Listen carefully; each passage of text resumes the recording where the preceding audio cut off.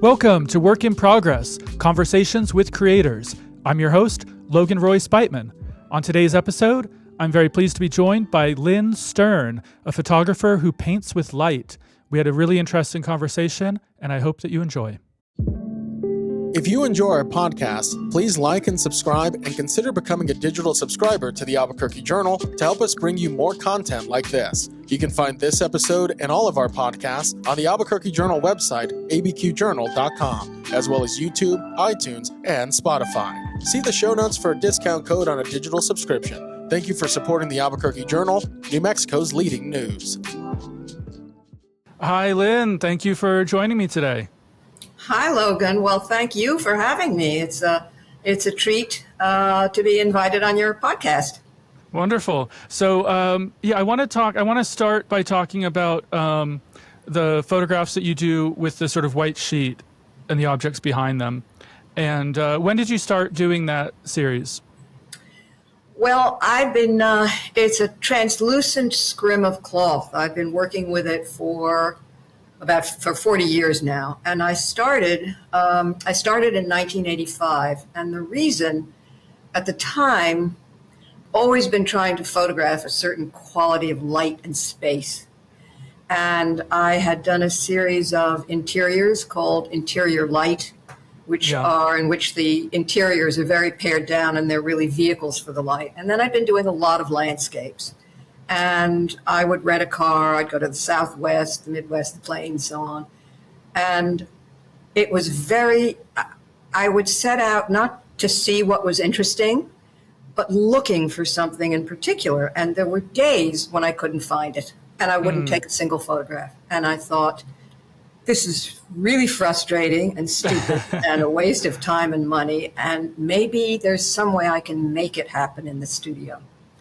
So by luck or intuition, I've always worked with, indirect light. We moved about 10 years ago. Now I have north light. Before that, my apartment had east light, but depending on the time of year, the sun, when it was in the east, was effectively, the sun was, when it moved out of the east into the south and west, it was effectively indirect light. Right. But I wanted to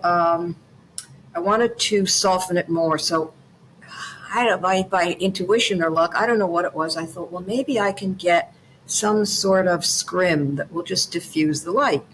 And I went down to the fabric market and stood there looking through these white fabrics. It was sort of ridiculous. And I got a bunch of them.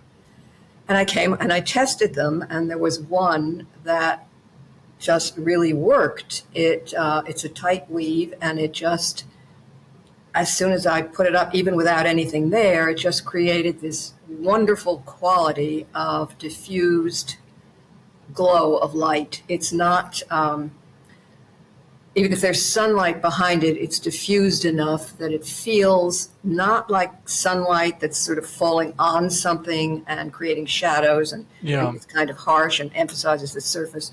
This created a light that seems to flow everywhere. It's a kind of inner light. Right. And so I started working with it. That was in 1985. And since then, it's become, I think of it as my medium in both senses of the word. It's literally the medium in which I work. It's my material. And it's a medium in the sort of mystical sense, in that it's a channel to another world, a world of light and space. I use a view camera, I put the dark cloth over my head, and I'm in another place. So that's how it started. No, absolutely. And I think of, you have works that are titled, with like ghosts and, death masks. That is sort of a theme, I think, death or the other world, the spirit world. So it's interesting hearing you talk about the scrim that way. Did you think of it as kind of a shroud as well?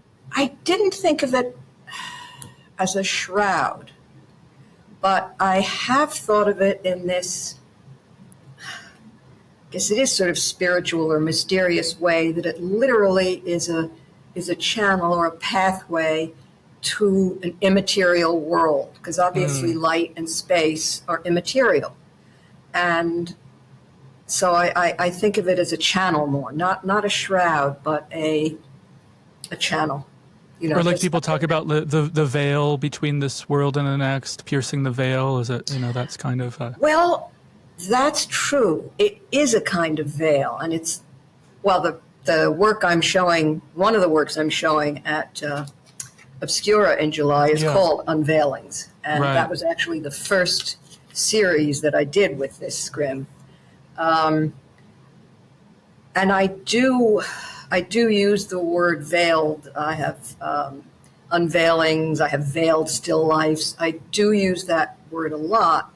And one of the interesting things that the scrim does, sometimes I work with it, just the scrim, to create pure abstractions out of light and shadow. I manipulate it to form compositions of light and shadow.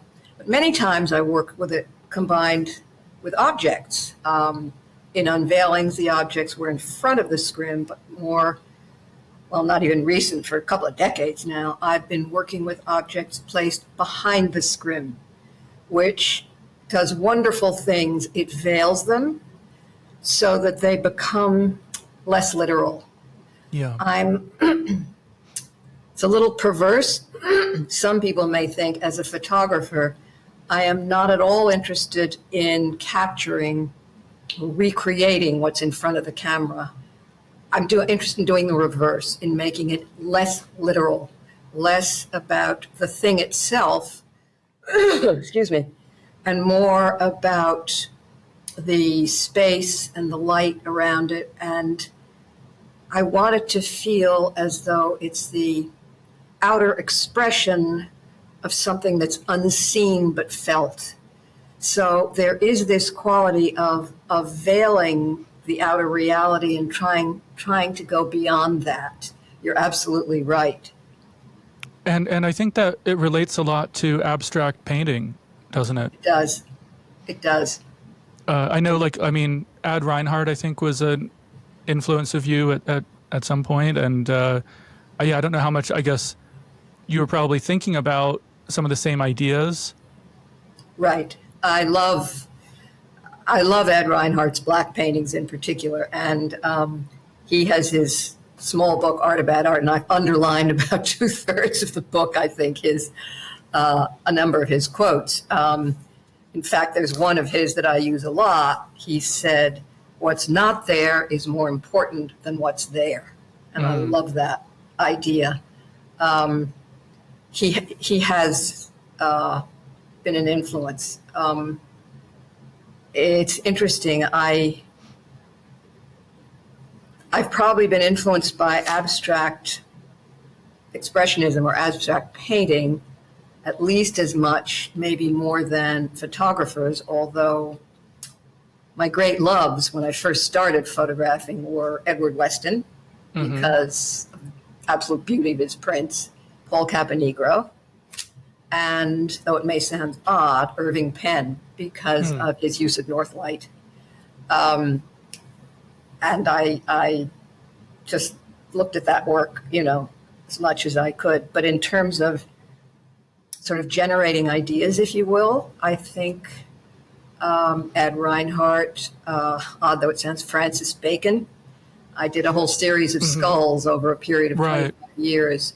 And a lot of those gestures, I've always loved that gesture of Bacon's mostly in the Screaming Pope series, of a mouth, a completely disembodied mouth at the end of this outthrust neck, and the mouth is open, and it is so emotionally powerful. Also those striations, of his cages. And a number of my series are influenced by those elements, although it may sound odd. People say, your work, Francis, what on earth do they have to do with each other? But to me, those were very generative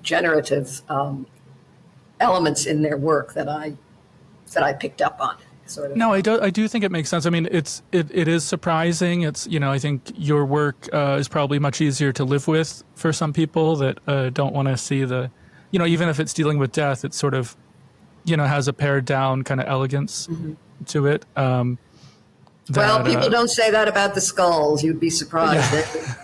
We in this country It's fine if you put them on a coat or It's a still skirt. A little too much, yeah. A little too much, you know.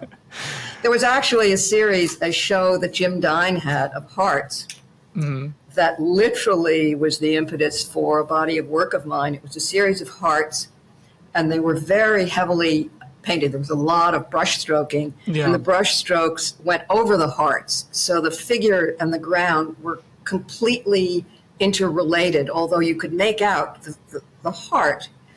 And I wanted to do something that had the same feeling, didn't want to use a heart. I've always been interested in, for many, many years, the form of the circle, which is an age-old symbol, and it's very ambiguous. It can be a symbol of harmony, oneness, if you just see the outline. If it's a black circle, it can be evoke the abyss, nothingness. Sure. Yeah. So I used a circle, and it's called Ghost Circles, and it's the circle is always partly obscured differently in every image. You never see the full circle. So that's an instance in which that element that he used of merging figure and ground so that, the figure is never really fully seen. I picked that up. People might not necessarily know that in the work, but to me, it's a real, that's very much what was the impetus for it. Yeah. I have a question. So it's interesting to hear you say that, you're not really interested in the image, even though, sometimes you do, you use these loaded images like skulls or, but in the works that are a little bit more obscured, a little bit more subtle, how do you balance like showing enough of something that because you could just leave the lens cap on, right, and literally be not just expose it, just to have a white blank, nothing, but that's not maybe interesting. You can't do the same just sort of white photograph over and over, how do you give just enough, or how do you strike that balance that you're not being too descriptive, but you know what I'm asking? That is a really good question, and it's hard. There's a wonderful quote by St. John of the Cross, who I don't normally read, but I came across it, in which he says, "The purer light is, the less visible it is. You can only see the light itself by the reverberations it produces in its surroundings." So you can't just photograph light, as you say. It's, you can't. It's nothing. It's boring. It's space. So I'm always looking for something that will create those reverberations. Yeah. And in the scrim work, it's whatever I'm using, I manipulate the scrim so that the folds, light and the shadows, create a composition with tension and a sense of movement, not only from here to there, but, exponential movement. And then if I'm working with an object, it depends what the series is, but I usually place the object in such a way that where I move it back and forth behind the scrim so that part of it is blurred. I don't want sharp edges. It's a white scrim. It's not entirely transparent, but you can see a lot of the shadows come through. And I don't want to see the edges because it gets very hard. It takes a lot of manipulating just to get these two right. And it's intuition or it's gut feeling. When it works, and when it doesn't, it is, as you say, really boring. And I can spend days in the studio and never get beyond that sucks. That is just really boring. It's just that interplay. And it's just like when I guess. Exactly. Of course. And then it's very frustrating because sometimes a part of it, there'll be something really nice happening, say on the left, and my scrim is hanging in front of a window with north light. I have frosted plexiglass in front of the window to diffuse it, and the scrim to diffuse it further. And so sometimes in manipulating, I'll get some really lovely something happening in the scrim and the shadow from the object, say on the left, but the right is really dead. So then I'll fuss around to try and get the right, and then in the process, the left will collapse. I sometimes think this is not the way for a grown woman to spend her time. That's funny. And then how much time do you spend in the darkroom? My working method is I photograph until I have 24. I work, as I said, with a view camera, so they're large sheets of film. It's a 4x5? It's a 5x7. Would have loved to have gone to an 8x10, but as I say, when I started, I was doing a lot of abstractions, and a lot of landscapes, and I am a little over 5 feet tall and a little under 100 pounds, and I don't know. I think I don't know that I can handle this. So now in the studio I could, but anyway. That's like me when I was in middle school. They put me in the marching band, and I had the bass drum, and I was this scrawny little kid with this giant drum. You know, you know the feeling. You need an instrument that fits you, I think. Right? I was in Utah once. Anyway, so they're 5x7 sheets. I photograph until I have 24 negatives, which is actually 12 because I always take duplicates. Sometimes there's a hair in it or some Paul Caponegro told me that, something. Plus which sometimes these are very tricky, and sometimes I will want to adjust the exposure a little bit in the darkroom. I do use the zone system, but anyway. So I do duplicates. So it's 12 negatives, which takes me a surprisingly long time. Then when I have those, I'll develop them. I'll do contacts. I'll weed out the stuff that doesn't work. Then I'll do work prints of the ones that do work, which takes a while. And then I'll go back to photographing. When I have those right, then I'll go back to photographing. So I, toggle between the two. Back and forth. Yeah. No, I think that makes a lot of sense.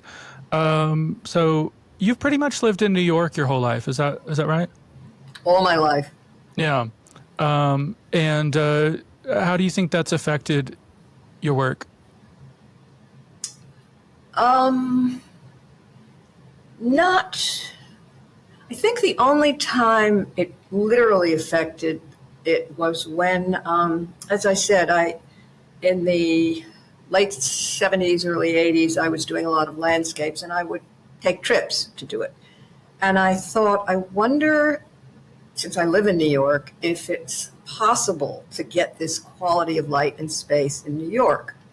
And I did a series, it's called Forebodings, in Central Park, which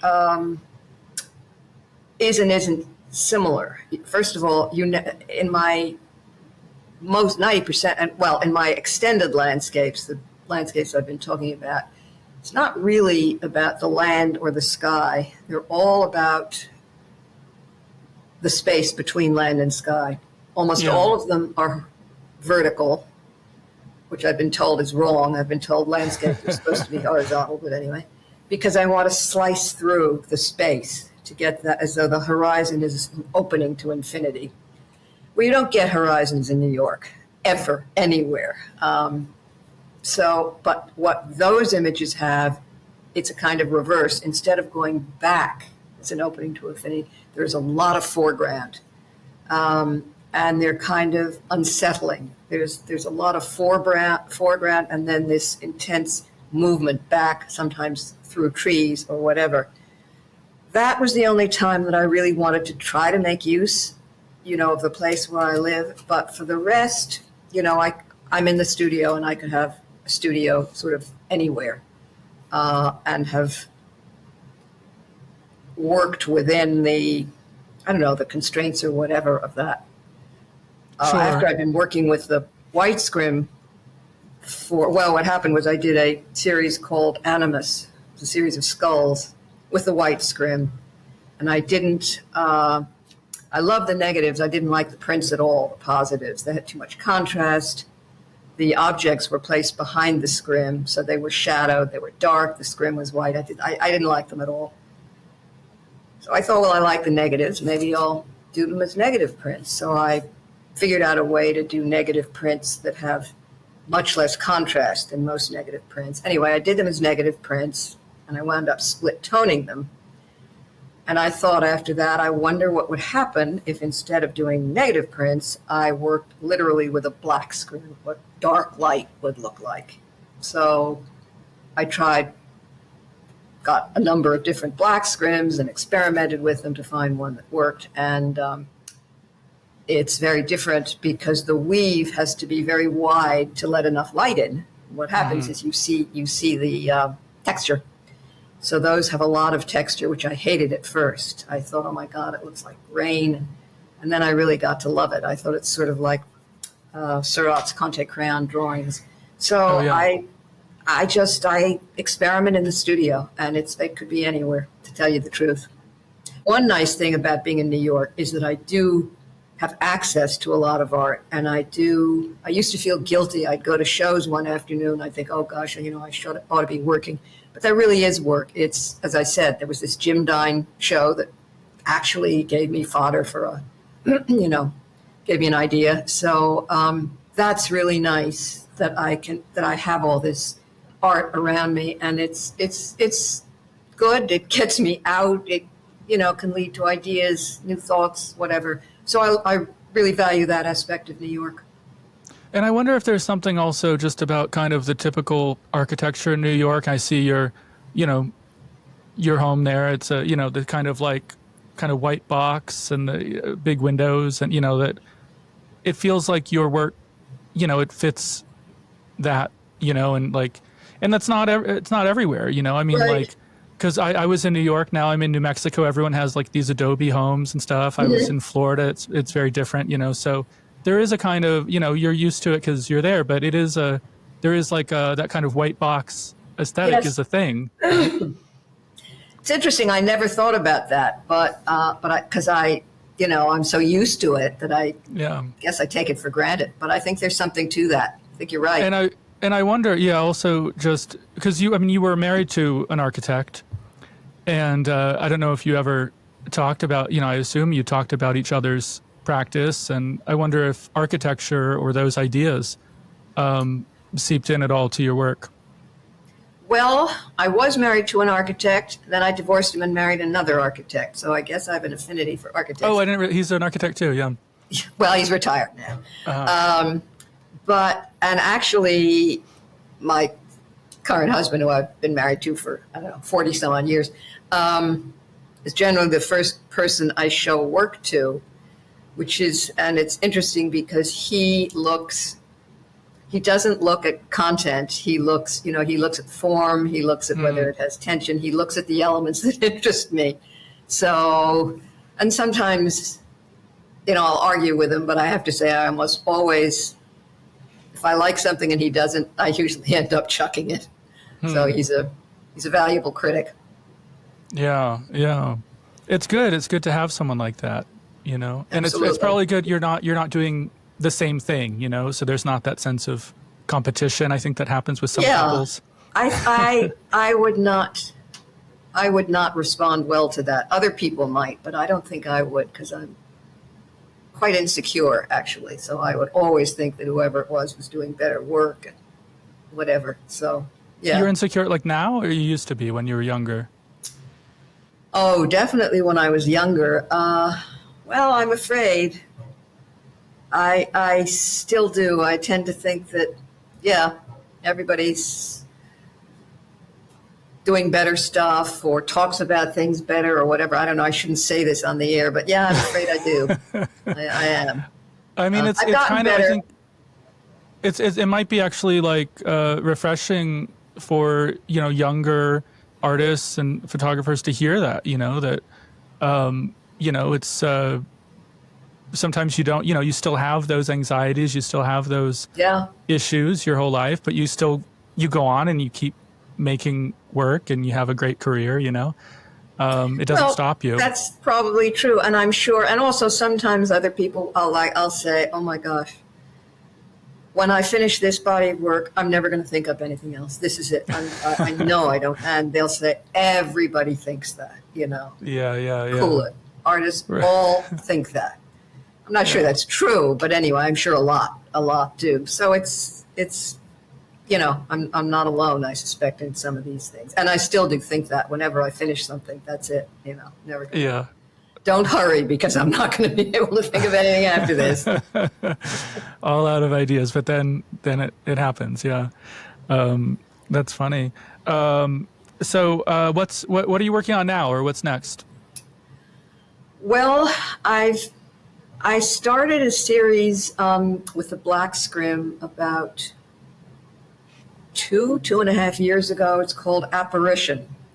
And it's a series of, as I say, it's the black scrim, and there's a sphere of light supported by what's actually a vase or several vases, which usually kind of disappear into the scrim. And the black scrim, it's interesting.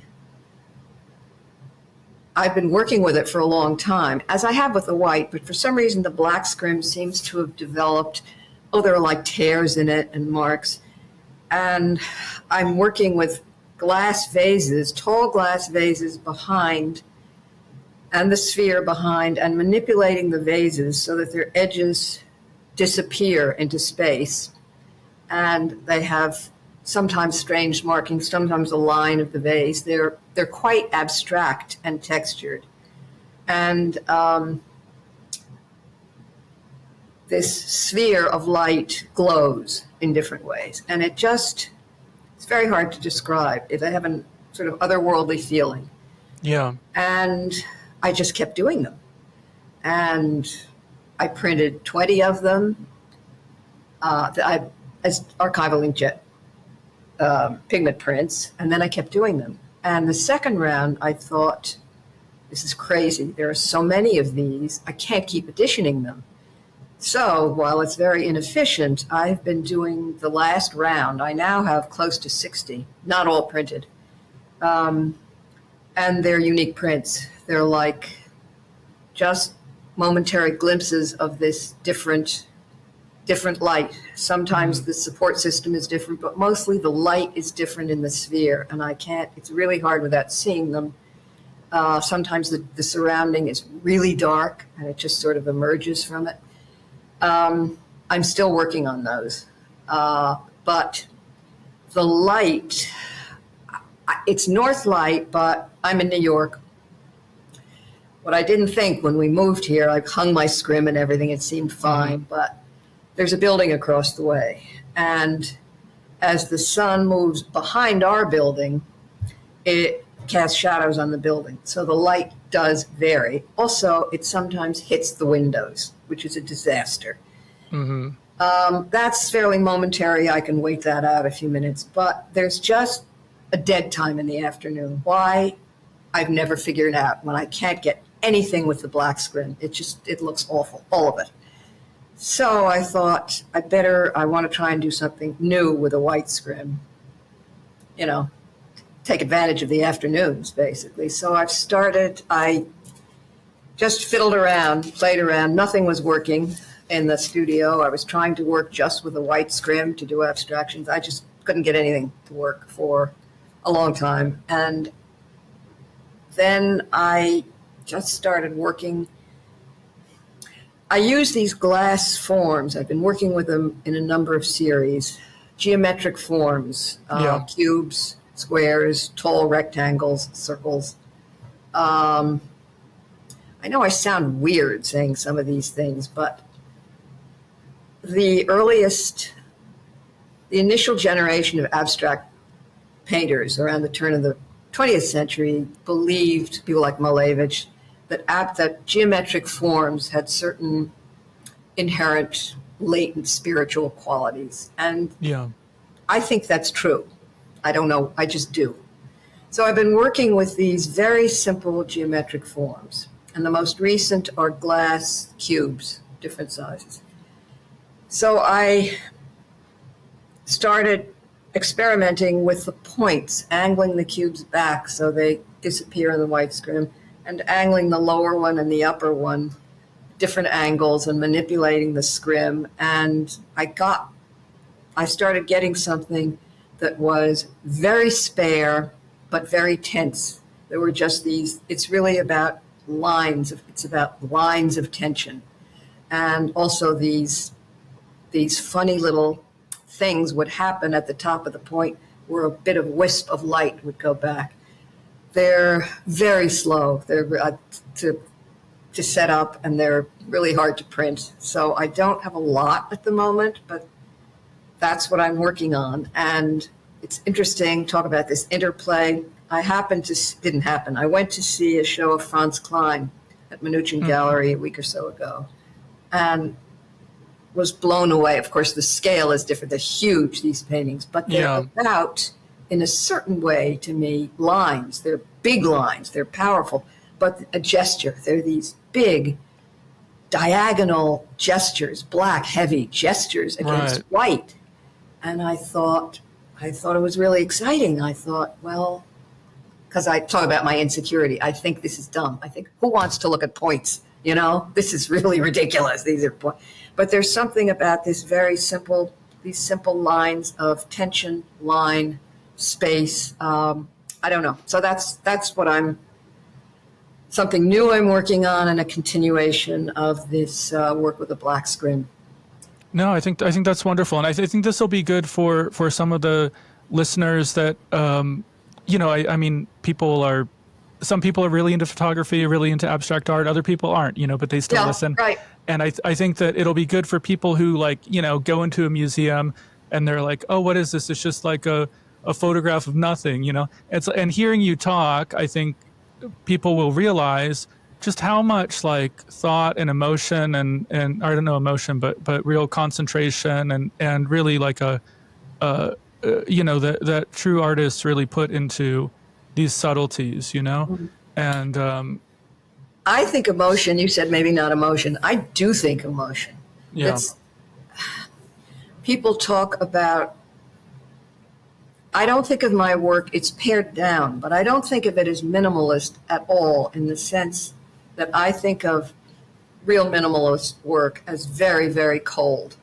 Yeah. And I hope my work, to me, it has a lot of feeling in it. I hope other people see that. I'm sure a lot of people don't. I hope some who are tuned, it's all a question of sensibility, who are tuned to the sensibility, feel it. To me, I'm paring down to get at something essential. That's really what, abstract is, to pull away. I'm pulling away these details to get at something that I feel very strongly. So I think it is about emotion, and it's sensibility. Some people are attuned to that kind of sensibility, as you say, just as they're attuned to abstract art, and some people aren't, just as some people are attuned to street photography, and I say, I see it on the street. I don't want to see it in a photograph. It's sensibility, Sure. Well, I think that's a good place to end. Thank you so much. This was really wonderful speaking with you. Well, thank you. I really, really appreciate you having me on, Logan.